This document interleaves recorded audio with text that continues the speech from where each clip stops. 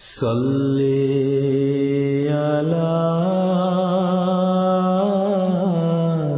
السلام علیکم ورحمۃ اللہ وبرکاتہ۔ الحمد للہ کفا والصلاة والسلام علی محمد المصطفیٰ۔ اللہم صلی علی سیدنا محمد وعلی آل سیدنا محمد وبارک وسلم۔ اپنے سیرت کی مختصر دورانیہ کے اس سلسلے کو ہم چوتھے سیزن کے ساتھ شروع کرتے ہیں، جو قسط نمبر 66 بنتی ہے۔ اس میں ہم اپنی بات کا آغاز کریں گے غزوہ خیبر کے واقعات سے، اور ان واقعات میں جیسا کہ ہم پچھلی قسطوں میں دیکھتے آئے ہیں، بہت سارے ہمارے لیے اسباق، بہت سے لیسنز اس میں سے ڈرا کرنے کے لیے ہمارے پاس موجود ہیں، اور مختلف چیزیں آپ دیکھیں گے حلال و حرام کی حساب سے بھی اور دیگر معاملات میں بھی، جو آپ نے جس طریقے سے صحابہ کی تربیت فرمائی اس دوران، اور ان کو دیگر معاملات کے اندر ان کو آگاہی دی، اور ان کے ذریعے ہم تک یہ باتیں پہنچی۔ تو اسی اسپرٹ کے ساتھ ہم یہ پروگرام شروع کرتے ہیں غزوہ خیبر کا۔ اگر آپ کو ذہن میں ہو آپ کے کہ صلح حدیبیہ کے واقعات تھے جس پہ ہم گفتگو کر رہے تھے، اور اسی سے متصل کیونکہ ہم نے کہا تھا کہ صلح حدیبیہ کے بعد مسلمانوں کو اس کی جو ایک غایت تھی اس صلح کی، وہ یہ بھی تھی کہ ایک پیسفل ٹائم مسلمانوں کو مل جائے، اور جو اصل کام ہے دعوت کا، اسلام کے پیغام کو مختلف جگہوں تک پہنچانے کا، اس کے لیے ایک امن امان کا ایک پیریڈ ان کو مل گیا تھا۔ حالانکہ معاہدہ تو تھا 10 سال کا، لیکن وہ زیادہ دن چلا نہیں، 2-3 سال کے اندر اس معاہدے کو ختم کرنا پڑا، اور اس کے واقعات ہم آگے دیکھیں گے۔ لیکن یہ اس دوران کا واقعہ ہے غزوہ خیبر کا۔ انفیکٹ یہ جب رسول اللہ صلی اللہ علیہ وسلم حدیبیہ سے لوٹے ہیں، اور بیچ میں پھر ہم نے حدیبیہ کے بعد وہ جو دعوت کے حوالے سے جو، کیونکہ وہ سارے واقعات روم اور پرشیا اور ہندوستان میں دعوت کا پھیلنا، اس سب کو اکٹھا کر کے ایک ساتھ چند قسطوں میں اس سے پہلے پچھلے سیزن کے اینڈ پہ ہم نے ڈسکس کیا۔ لیکن اب ہم واپس وہیں جاتے ہیں کہ حدیبیہ سے آپ کی واپسی ہوئی ہے۔ حدیبیہ سے واپسی کے بعد پھر خیبر کا سفر آپ صلی اللہ علیہ وسلم کرتے ہیں۔ اس میں پہلے پروگرام میں ہم اسٹریٹجی کے حوالے سے جو بالکل واضح چیزیں ہمیں نظر آتی ہیں، ایک دو اس کے اوپر گفتگو کر لیں گے، کیونکہ ہم کہتے ہیں کہ رسول اللہ صلی اللہ علیہ وسلم کی زندگی کے، ان کی سیرت کے مختلف اسپیکٹس ہیں، مختلف پہلو ہیں۔ اس میں سے ایک جو ہے بہترین اسٹریٹجسٹ کا بھی ہے۔ اس نے اپنی آپ صلی اللہ علیہ وسلم نے اپنی قوم کے لیے، مسلمانوں کے لیے ایک بہترین اسٹریٹجی کے مطابق ان کی زندگی جو ہے وہ چلتی ہے۔ آف کورس وہ اللہ تعالیٰ کی گائیڈنس میں یہ سارا کام ہوا ہے، تو ہم دیکھتے ہیں کہ بہترین فیصلے آپ نے کیے ہیں، دور رس اور ویژن کے ساتھ انہوں نے چیزوں کو دیکھا ہے۔ ہم دیکھتے ہیں کہ صلح حدیبیہ ہو گئی ہے، ایک پیسفل ٹائم مل گیا ہے، تو ایک تو بات ہم نے بتائی کہ اس کے اندر یہ ایک تھنکنگ تھی، اور ایک یہ اس کے اندر ایڈوانٹیج مسلمانوں کو ملا کہ کچھ وقت ایسا مل گیا کہ اس دین کی تبلیغ کو، اس کی دعوت کو دور تک پھیلا جائے۔ دوسرے ایک اور اہم جو بات اس میں اسٹریٹجک حوالے سے وہ یہ ہے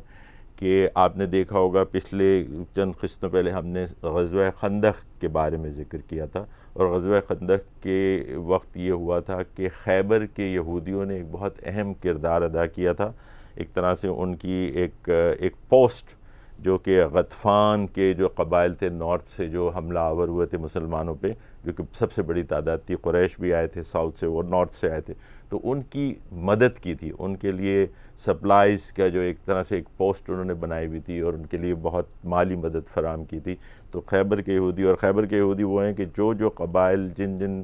کو مدینے سے مختلف اوقات میں مختلف واقعات ہم نے اس کے دیکھے کہ وہ پھر ڈس لاج ہوئے، اور وہ پھر جب جاتے تھے تو خیبر میں جا کے وہ پناہ لیتے تھے۔ ایک بہت بڑا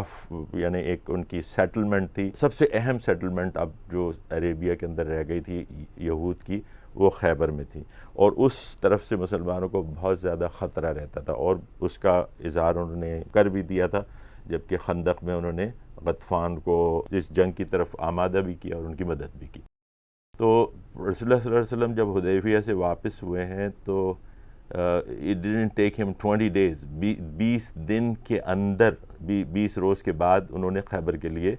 اپنے سفر کا آغاز کیا، اور اس کا جو یہ ایک فتنہ تھا، ایک نارتھ میں ایک جو ورنریبل پوائنٹ تھا مسلمانوں کا، اس کو سیکیور کرنے کے لیے آپ صلی اللہ علیہ وسلم نے یہ دیکھا کہ یہ اچھا وقت ہے کہ ایک پیس ٹریٹی ہو چکی ہے، ایک طرف سے آپ نے ان جو مکے والے ہیں ان کے ساتھ ایک معاہدہ کر لیا ہے، تو وہاں سے وہ ایک طرح سے سیکیور تھے. تو اس موقع پر آپ صلی اللہ علیہ وسلم نے خیبر کا رخ کیا. تو یہ ایک اسٹریٹجک لحاظ سے، ڈیفنس کے لحاظ سے مدینہ کے، جو کہ ہم دیکھتے رہے کہ شروع کے سالوں میں کتنی مشکل حالات سے یہ ریاست گزری، اور کس طرح آپ صلی اللہ علیہ وسلم نے اس کو مختلف قبائل کے ساتھ روابط کر کے اور اس کو کس طرح محفوظ رکھا اور اس کو اس حد تک آگے لے کے آئے. تو اب اس موقع پہ وہ خیبر کی طرف سفر کرتے ہیں. اچھا، ایک تو یہ بات ہو گئی اسٹریٹجی کے حوالے سے کہ ہم ڈیفنس کے معاملات کے اندر آپ صلی اللہ علیہ وسلم نے کس طرح چیزوں کو دور رس انداز میں دیکھا. دوسری بات جو اس میں ہم آپ سے شیئر کرنا چاہتے ہیں اس خیبر سے جڑے ہوئے واقعات سے، کہ جو لیڈرشپ ہے، لیڈرشپ کو گرو کرنا، لیڈرشپ کو اس کے مقام تک لے کے آنا، جو ڈیزرونگ لوگ ہیں، جو ٹیلنٹڈ لوگ ہیں، جو ایک کام کو کرنے میں زیادہ بہتر ہیں، ان کو آگے لانا. اور یہ ایک بہت بڑا مسئلہ ہے ہمارے لیے، اس کی طرف ہمیں خاص طور پہ توجہ دینی چاہیے. امت مسلمہ میں بھی جنرل یہ مسائل ہیں، اور خاص طور پہ ہمارے یہاں پاکستان میں یہ مسائل بہت زیادہ ہیں کہ جو ٹیلنٹڈ اور جو ڈیزرونگ لوگ ہوتے ہیں، جو ایک کام کے لیے زیادہ اہلیت اور قابلیت رکھتے ہیں، ان کو وہ مقام نہیں ملتا، اس جگہ تک وہ نہیں پہنچ پاتے. وہ اس کو ہم مختصراً دیکھ لیں گے، اور اس کی یہ سیرت کی جو ہم پہلو آج ڈسکس کر رہے ہیں اس کے تحت ہم اپنے لیے کچھ راہ تلاش کرنے کی انشاءاللہ کوشش کریں گے. ہم دیکھتے ہیں کہ یہ جو عرصہ ہے غزوہ خیبر سے پہلے کا، اس میں 3 سرائے ایسے ہیں جس میں آپ صلی اللہ علیہ وسلم نے زید ابن ثابت کو کی کمان میں فوج کو بھیجا، اور اس نے اپنا جو اس کو ٹاسک دیا گیا تھا وہ کیا تھا. اب زید ابن ثابت کون ہے؟ زید ابن ثابت کے بارے میں ہم نے پہلے سیرت کے سلسلے میں دیکھ لیا کہ آپ ایک غلام تھے جن کو، جو پوری سٹوری ہم دوبارہ دہرانا نہیں چاہتے، لیکن وہ بی بی خدیجہ رضی اللہ تعالیٰ عنہ کے غلام تھے، اور ان سے پھر آپ صلی اللہ علیہ وسلم کے پاس آئے، اور آپ صلی اللہ علیہ وسلم کے پاس ہی انہوں نے سمجھو ایک طرح سے تربیت حاصل کی اور پروان چڑھے بہت چھوٹی عمر سے. اور انہوں نے اپنے والدین کے ساتھ واپس جانے سے بھی انکار کر دیا، حالانکہ رسول اللہ صلی اللہ علیہ وسلم تیار تھے کہ وہ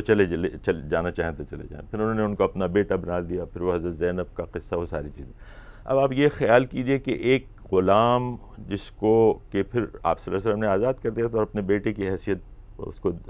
دی تھی، منہ بولے بیٹے کی. کیا یہ ممکن تھا خاص طور پہ اس دور کے معاشرے میں کہ ایک غلام جو کہ بالکل ہی ایک نچلی سطح پہ سمجھے جاتے تھے، وہ اس لیول پہ پہنچ جائیں کہ وہ فوجوں کی کمان کرنے لگیں؟ اور وہ ایک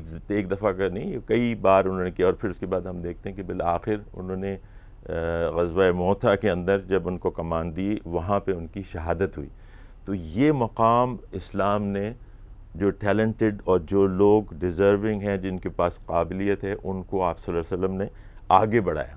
چاہے وہ غلاموں میں سے ہوں، ایتھنک معاملات کو چھوڑتے ہوئے، اسٹیٹس کے معاملات کو چھوڑتے ہوئے، صرف قابلیت کی بنیاد پہ. اور اسی طرح آگے ہم ایک آدھ واقعہ اور دیکھ لیں گے جب ہم خیبر کی جو غزوے کی ڈیٹیل دیکھیں گے، کہ ایک اور مقام پہ بھی ہم دیکھیں گے کہ کس طرح لیڈرشپ ایک جگہ پہ جا کے ایک ٹاسک کے لیے جو موسٹ سوٹیبل پرسن تھا اس کو دی آپ صلی اللہ علیہ وسلم نے. تو کہنے کا مقصد یہ کہ یہ ایک ایسا مسئلہ ہے جس پر ایک سماجی مسئلہ ہے ہمارا، ایک ہمارے معاشرے کا مسئلہ ہے کہ قابل لوگ یہاں پہ آگے نہیں جا سکتے کسی وجہ سے. ہمارے یہاں نیپوٹزم یعنی جو اقربا پروری سب سے بڑا فتنہ تو یہی ہے. اب اس میں لوگ اپنے طور پہ یہ دیکھ لیں کہ آپ سب کے ساتھ یہ معاملات ہوتے ہوں گے، میرے ساتھ بھی ہوتے ہیں، دیگر لوگوں کے ساتھ بھی ہوتے ہیں، خاص طور پہ جن کی کوئی ایک اسٹیٹس مل جاتا ہے جہاں سے وہ کچھ لوگوں کی مدد کر پاتے ہیں، تو پھر دوسرے ایکسپیکٹ یہ کرتے ہیں کہ ان کے رشتہ داروں کو، ان کے جاننے والوں کو، ان کے اقربا کو آگے بڑھایا جائے. اور اس سلسلے میں وہ پھر آپ کو اپروچ کرتے ہیں، اور آپ کو اپروچ کرتے ہیں تو آپ کا کیا ایٹیٹیوڈ ہونا چاہیے. سب سے ہر چیز کے لیے آپ کو سیرت سے سبق ملتا ہے، اور ہم دیکھتے ہیں کہ آپ صلی اللہ علیہ وسلم نے کیا کیا. ہمیں وہی کچھ کرنا ہے، جو ڈیزرونگ لوگ ہیں، جو قابل لوگ ہیں، جو اہل لوگ ہیں، ان کو آگے بڑھانا ہے. اور یہ جو ہمارے ہاں اقربا پروری کا ایک فتنہ، اور جس کی وجہ سے سارے سٹینڈرڈز ہمارے ہر جگہ کے اوپر چند مستثنیات کے علاوہ وہ نیچے گرا ہے، اس کی وجہ ہی یہی ہے کہ لوگ جو ہیں وہ اس طرح لوگوں کو آگے بڑھاتے ہیں جو اس قابل نہیں ہوتے کہ کسی خاص جگہ، حالانکہ قرآن کہہ رہے ہیں ان تؤدوا الامانات الی اہلہا، امانات کو ان کے اہل افراد کے سپرد کرو، چاہے وہ الیکشن کا معاملہ ہو، جب ہم اپنے کینڈیڈیٹس خود الیکٹ کرتے ہیں، ہم سب مل کے یہ غلطی کرتے ہیں، اور پھر جب انڈیویجولس کا معاملہ ہو، جب کسی کو پروموٹ کرنا ہو، کسی کو نوکری دلانی ہو، کسی کو ایڈمیشن دلانا ہو، ہم یہ بھول جاتے ہیں کہ ایسا کرنے سے ہم کسی کا حق مار رہے ہیں، جو قابل اور اہل لوگ ہیں ان کو ہم آگے نہیں آنے دے رہے۔ اس کے لیے بہت احتیاط ضروری ہے، کسی ایسے شخص کو، کسی ایسے فرد کو آگے بڑھانے کے لیے آپ کا حصہ نہیں ہونا چاہیے جو اس پوزیشن کے لیے، اس ٹاسک کے لیے اس کے قابل نہ ہو، ایک تو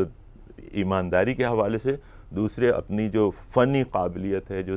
ایک خاص ٹاسک کو کرنے کے لیے ضروری ہے، اس کے لیے اگر اس میں یہ قابلیت موجود نہیں ہے، اہلیت موجود نہیں ہے، تو اگر ہم ایسا کرتے ہیں تو ہم وہ نہیں کر رہے جس کی تعلیم رسول اللہ صلی اللہ علیہ وسلم نے دی ہے۔ اس سلسلے میں یہ بھی ہے کہ ہم نے زید بن ثابت کا ذکر کیا، اور ایک ان کے بیٹے اسامہ بن زید کا بھی ذکر ہم کر دیتے ہیں۔ ظاہر ہے کہ وہ بھی اسی کلین سے، اسی فیملی سے آئے، اور مسلمانوں میں ماشاءاللہ ایسے دور بھی گزرے ہیں جہاں پہ